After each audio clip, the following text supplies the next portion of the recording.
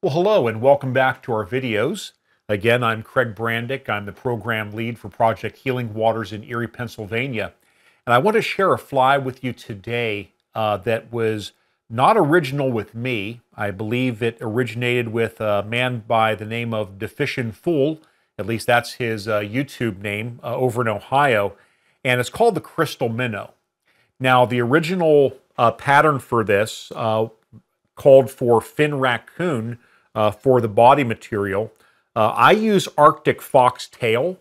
I find that this particular fur has a little more rigidity to it, and I've not run into the problem as much as having the fur wrap around the shank as I have using fin raccoon. Others have used a craft fur, and all of those work. Again, just try a few and see what works for you. Now, this particular fly also may be tied using bead chain eyes. I use lead eyes, a barbell like that. The original pattern, I believe, called for using bead chain, and you can use that as well, clipping off two beads and tying them in as the eyes. I use the bead chain when I'm fishing a smaller tail out. One of the things I like to do is if I find a pod of steelhead laying back in a tail out, I'll often take that fly and I'll do what I call the deadly dangle, a straight stick, and I won't even have my fly line in the water. I'll just let the current take the fly back, and more than once I've seen a steelhead come up looking like Shamu at SeaWorld, coming up and just grabbing the fly off the surface. So to begin this fly, I'm also using a size 6 streamer hook. And of course, I begin by mashing the barb. And we've talked about safe and ethical return of the fish to the stream, and also the safety factor of not having to dig a barb out of your hand. And I begin by taking the fly, or taking the hook, putting in the vise, and I'm using 6/0 olive uni thread. And I will begin by tying my thread onto the hook, getting locked in there. And I like to have a space about as wide as the head of my bobbin holder, back away from the eye of the hook. And I like to get a good base down. And I think I've showed before how I angle the tag. So as I'm wrapping, it just puts lay by lay the whole way back the length of the shank. It's a nice smooth finish. And I think it looks nice, and it also helps to keep the material from spinning around on the shank of the hook. I go back as far as where the barb used to be, right before the bend. Go ahead and nip that off. And now I'm going to just make a little bit wider of a wrap, heading back to the front of the hook. And you can see where I have about the width of oh, no, wrong thing. The width of my bobbin, my bodkin handle. That is where I'm going to stop. I want enough room here for a nice smooth head, because right here is where I'm going to tie in the barbell eyes. So I'm going to make a nice ball here, like that. And we'll take the eye. We'll lay it kind of crossways on there just so I can get a grip on it. Go 1, 2, 3, 4, 5. I'll show you what that looks like from the top. So I look like that. And we'll straighten it out. We'll go 1, 2, 3, 4, 5, 6. And what I've done is I've tied this way and then this way. And we'll do a few more of those. 1, 2, 3, 4. Under, 1, 2, 3, 4. And I like to just do a under the eyes wrap like this here to tighten that up. And you've probably recognized this from your clouser patterns. I'll move that back just a little bit. There we go. Tighten that up nicely. Now from this point, I'm going to go ahead and give a whip finish on this. Lock that right in.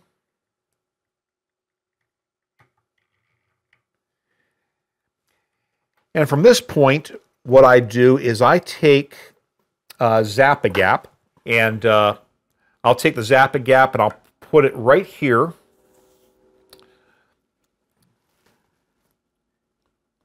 On top, like that. That will do you. Don't need a whole lot. And that locks that in very nicely. And now you want to be very careful when you grab this because it is super glue. And it will grab you. I'm going to take this one and I'm going to put it over here in my cork to dry. And instead of waiting for 10 minutes for that to dry, I came prepared. I had one set that I tied up a little bit ago. We'll put this in the hook, or put this hook in the vise now. And as I said, this follows the Clouser Minnow pattern. So this is actually the bottom of the fly, and this here is the top.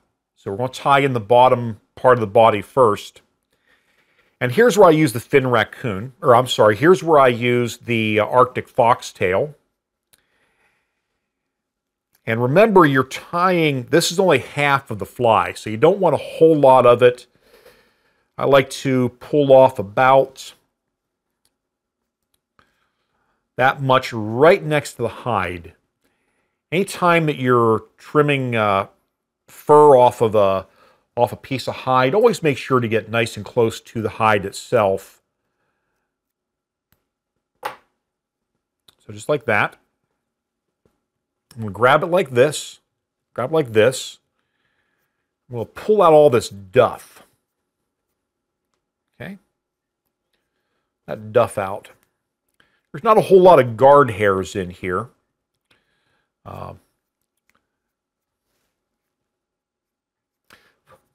It's like somebody shaved an Arctic fox here on my lap.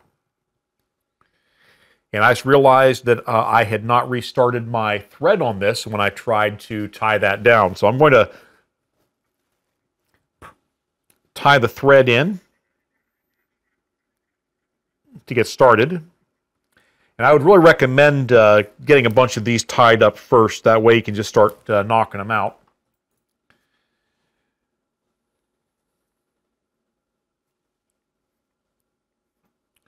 I'll form that up a bit. We'll lay that right on top, just like that. You see my length there. We'll make sure it stays on top. I'm going to go ahead and do a loose wrap, pull up, loose wrap, pull up. Make your adjustment. Get a couple wraps on there to tie that down.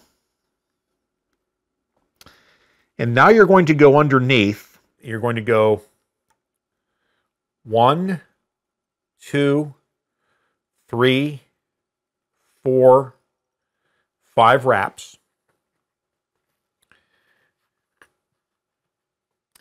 And what I'm going to do now, some guys leave this up and loose like this. I like to make a body. I'll pull this up. I'm going to make sure it stays on top. I'm going to start to make these wide wraps to the back, like this. 2, 3, 4, 5. Now I'm going to make 1, 2, 3, 4, 5. You can see I'm doing lay by lay. And now I'm going to go forward again, and I'm making this X pattern across the top. 1, 2, 3, 4, 5, and 1, 2, 3, like that. Now I have that crosshatch pattern, and you can look at the bottom, and that's nice and clean.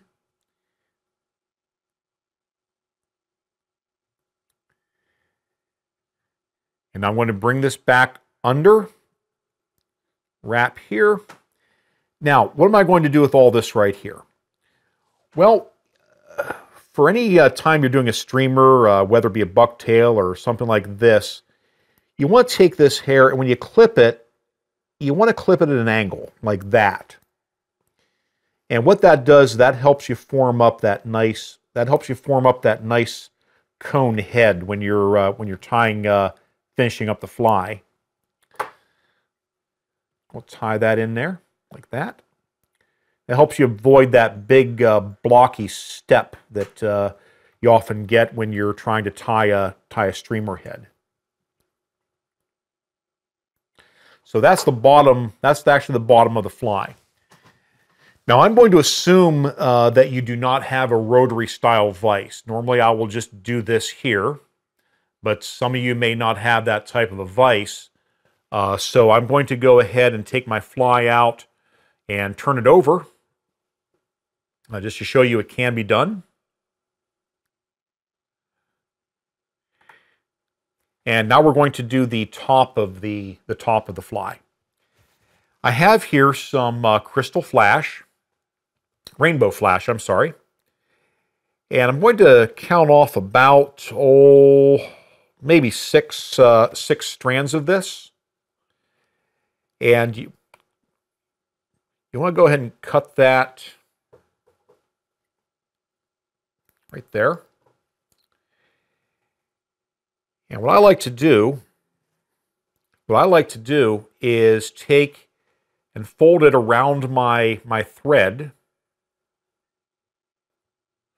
right in half. See if it cooperates with me. And when I make my wrap, what that does is that pulls it right down onto the top, just like that. And then I split it, because it likes to hold that bent. It likes to hold where it's been folded, and that helps me get even material on each side of the fly. Tie that down, and now we're going to do the top wing, top part of the body. And again, this is Arctic foxtail.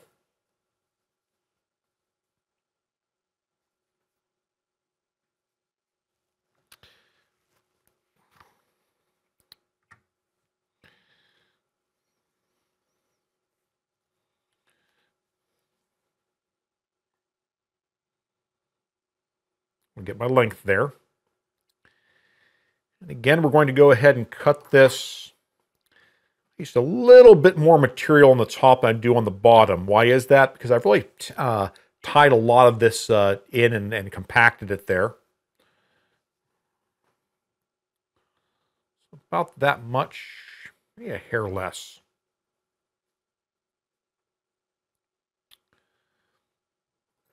Again, cut it right close to the hide.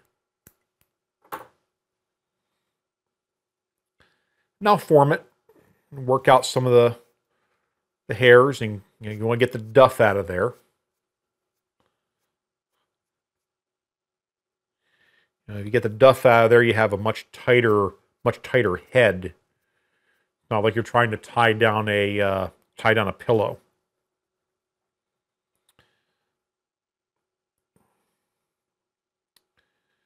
Lay it on top. Pinch it down. Again, I want this to stay on top, so what I've done is I've laid it right between the eyes. Like that. I'm going to do a loose wrap, pull up, loose wrap, pull up. What it does is helps you keep the fur from spinning on the head, and making a mess. And again, we're going to get that nice angle.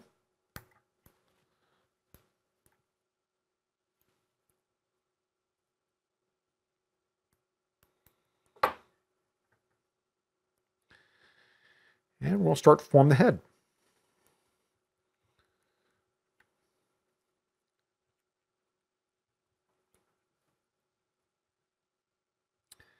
And as you can see, what I was trying to avoid is that clunky step.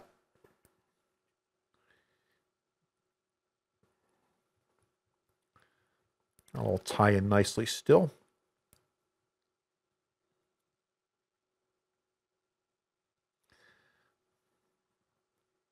Some guys I've seen take a lighter and clean that end off. I don't recommend that.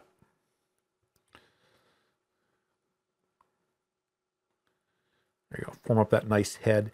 And I have, admittedly, if I had done a better job of angling that, I wouldn't have the big clunky part there. But that's how it goes sometimes. Now I'm going to go ahead and put a whip finish on this. Put my whip finish up near the eye.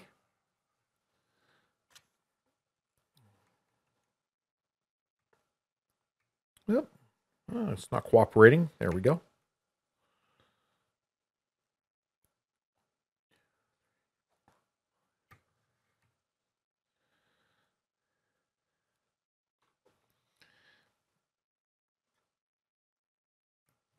And I'm going to get my Sally Hansen's Hard as Nails again.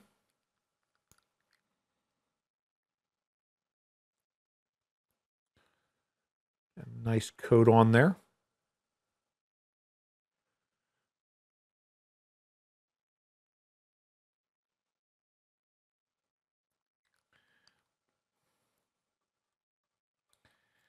And clean off the glob there a little bit. Not dripping all over the table. And here's your crystal minnow. And again, that's like a Clouser pattern. And has the right amount of flash in it.